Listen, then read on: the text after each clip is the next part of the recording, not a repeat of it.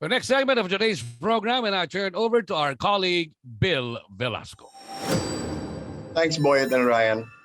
Sean Porter suddenly announced that he was going to retire after being knocked out. And the funny thing is, he claims that he would have retired win, lose, or draw, but he never said anything before the fight. But we are almost 100% sure that he will be back. Now let's take a look at 5 of the greatest comebacks in boxing history. Number 5, we start with Vitaly Klitschko. Now he retired in 2004, came back in 2008. That's 4 years. That's a pretty long time to be at the peak of your game once again. He retired with a record of 35-2 with 34 knockouts, and he lost in 2 very unique manners. First, he lost due to a shoulder injury to Chris Bird. Then he lost on cuts to Lennox Lewis in a fight that he was winning. So, those 2 losses stained his record, but they're pretty much losses that you can forgive. He retired with an assortment of injuries at the age of 33, so it's not really considered a premature retirement. But when he did come back, he won 10 straight fights, went 10-0, and won back the WBC belt. So he is at number 5. Meanwhile, at number 4 is Mike Tyson. Now, Mike Tyson had to come back from another very unique experience. He was imprisoned. We all know what happened when he tried to sexually harass a parking attendant in Vegas. Her supervisor intervened and Tyson struck him. And as a professional boxer, you are not allowed to hit anybody outside of the boxing ring because your fists are considered licensed weapons. So he was imprisoned in 1992, returned in 1995, and won the WBC and WBA belts again. Remember, he was the youngest world heavyweight boxing champion ever. So Mike Tyson reestablished himself. Of course, he was, off to a pretty rocky comeback. Then he lost those controversial fights to Evander Holyfield, including the one where he bit his ear off, and then he was never the same again. Meanwhile, in number 3, we have Sugar Ray Leonard, who retired in 1982, came back very briefly in 1984, then had a tremendous comeback back in 1987.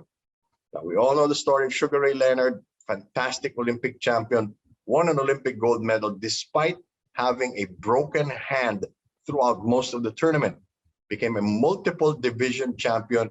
And you remember all those fights against Roberto Duran, Tommy Hearns, Marvin Hagler, and many others. It was such a great era for the welterweight division. He retired in 1982 due to a detached retina after being undisputed welterweight champion. Then came back briefly in 1984, did not really do that well, stayed out of the limelight until 1987, when he had one of the greatest wins of his career, a debate split decision victory over marvelous Marvin Hagler. And this is one of the fights that Marvin Hagler was never really able to live down. Then he won the super middleweight of the WBC and took on a one-armed light heavyweight champion named Donnie Lalonde. Lalonde had an injured shoulder which was practically held together by staples. And Sugar Ray Leonard defeated him and became a world light heavyweight champion again. Then he fought Roberto Duran in a rubber match, had another great fight against Tommy Hearns, and then inevitably went back into retirement.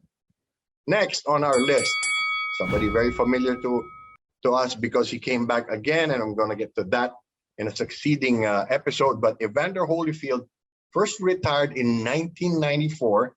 A little over a year later, came back in 1995. In 1994, he lost the world title to Michael Moorer, then retired due to a heart ailment.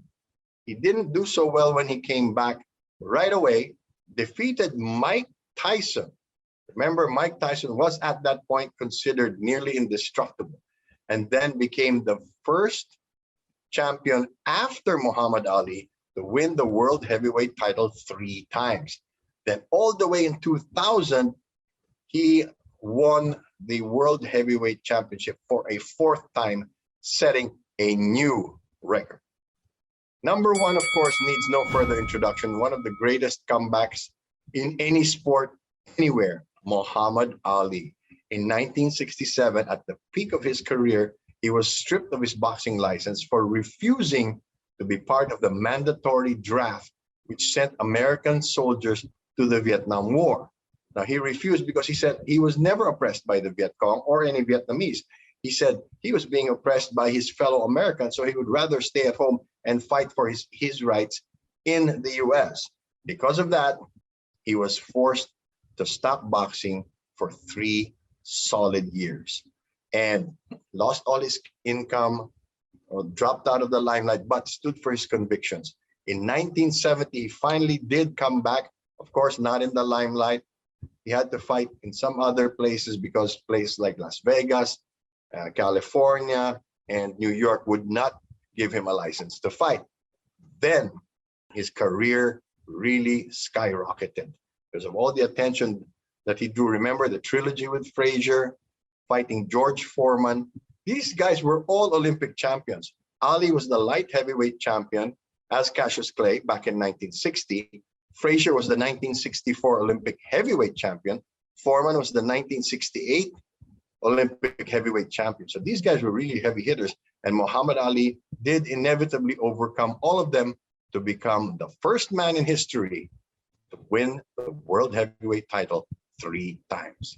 Yan po ang kasaysayan ng mga pinaka mabibigat na pagbabalik sa boxing.